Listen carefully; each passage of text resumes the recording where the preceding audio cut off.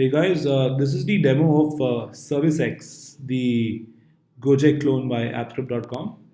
So on the right, I have the app for customers, and on the left, we have the app for the service providers. So let me start by by logging into the app. So we have these onboarding screens on the app. We can sign up with Facebook, and of course, we have a sign up form that we could fill out here.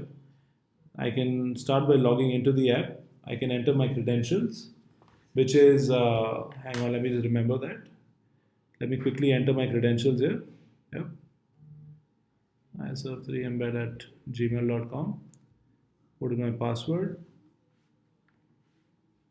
Just wake up my service provider. Yeah. So now my app is logging in. So when log into the app, we see the homepage of the application where I see all the different services. So we have a map first approach like Uber where we see all the services on the map screen, and then we also have an option for moving over and switching over to a more conventional list view as well, right? So we have two options here.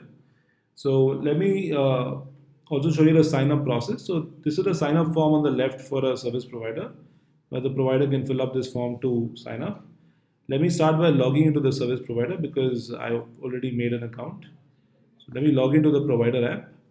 I need to select a vehicle. So I'm logging in as a driver, right? As a driver who drives a car. So let me log into a not truck. Let's log into a sedan. So I log into this vehicle, and so now I'm in.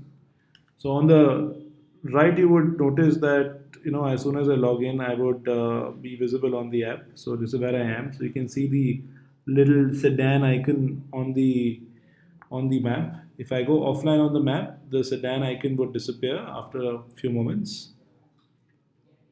And if I go back online, the sedan icon would show up again. So this is a lot like Uber or Lyft or other taxi apps. So let me start by showing you how we could book a ride on ServiceX. Again, a lot similar to Go-Jek. So I can click on the book button here. The app will then ask me for entering a drop. So I can quickly write in my airport as one of the options. I say Bangalore Airport. So I put that as a drop location. And once I do that, the app will give me a sort of fair estimate for how much this ride would cost me. So I can see the breakdown right here. Now, if I can book it for now, or I can book it, I can schedule a booking for later. I'm booking one for now. So now this other option where you can see the dependents is again a cool feature. This is in case I want to book for myself, or I want to book for somebody else. So I can actually add a dependent, and I can put my wife's name here, and I can mark her as a dependent. So I put this in here, right? Put this here. Choose a relationship. Do I need any? If I can also opt for special requirements, so I can opt for a booster seat or a quiet ride. So then if I add a preference, then the system would give me drivers or providers who fit my requirements. So that's a pretty cool feature. Um, I can add a special instruction here. Please don't honk much. So the driver, this is passed on to the provider as a special instruction. So once I do that, I can see her name right here. So I can actually book the ride for her and I both together, or I can book the ride just for her. If I book the ride just for me, I have no preferences, so it's simply plain. But when I select her name, I will see the two preferences that I've set for her. So let me just book it for myself. And we have different payment methods on the app. We've added this PCI compliant Stripe as a payment option. Now the payment gateways that differ for different countries. We support almost 10 to 12 payment gateways depending on the country our customers are in. So let me just put in dummy card information so I can show you how the card is added. So once I add the card, I can see it here. Now we've also have this wallet option on the app, so I can also recharge my wallet and use that as a potential payment method. So I do that, and it shows up under my wallet balance. So great, I've got my, I also have cash as a payment option. So let me just stick with the credit card for now. Let me choose a credit card and let me see if the booking goes through. Now, if you have a promo code, I can also apply that. A promo code is usually added to, is added to get discounts on the app. So I can add that as well. I can also put in a description that let me know when you were about to reach. So this will go out as a instruction for the booking. So now I confirm this booking. So now the app is waiting for a rider to pick up the job. So on the left, you notice that the provider has got this job.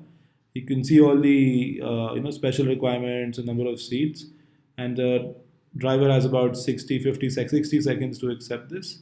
So if the driver is good with the job, he can go ahead and accept this. So once that's accepted, I get a confirmation on the customer side, and I can see the driver's information at the bottom of the page, right? So this was my driver, and this is the same information I'm seeing at the bottom of my page. So I can see exactly, just like on Uber, I know where my pickup and drop is, what is my fare estimate, and what is the pickup time, right? And who am I booking for? It's obviously just me for now, right? So as the driver makes his way, I can actually track him live. So I can, since the guy is right next to me, I see him right there. So you can car icon sort of overlapping. So on the provider side, I can go in and I can update the status of the booking.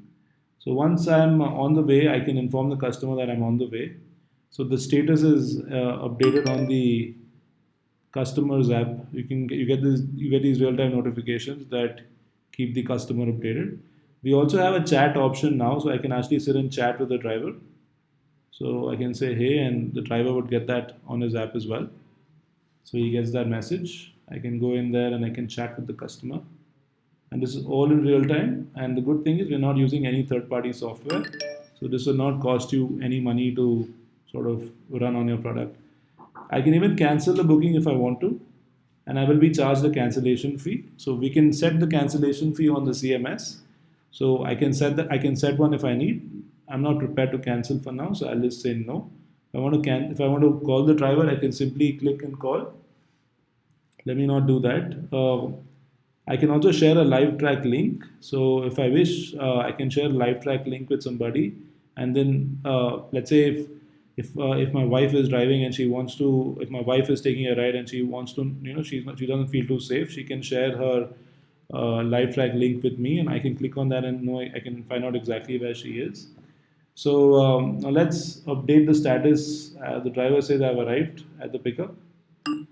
So I get the notification. Now the driver can start the job, which is start the trip basically. Now once the driver has reached the drop location, I would simply say I've arrived. And once I do that, the customer would receive the invoice for the trip. So I can see that the invoice amount is the same for both. The driver can rate the driving experience the driver had with the customer, and he can complete that. And the customer can then go ahead and rate the driver as well. So I can add the driver as a favorite. If I want to see the receipt details, I can see it right here. I can rate the ride on different parameters, and all this is configurable on the back end.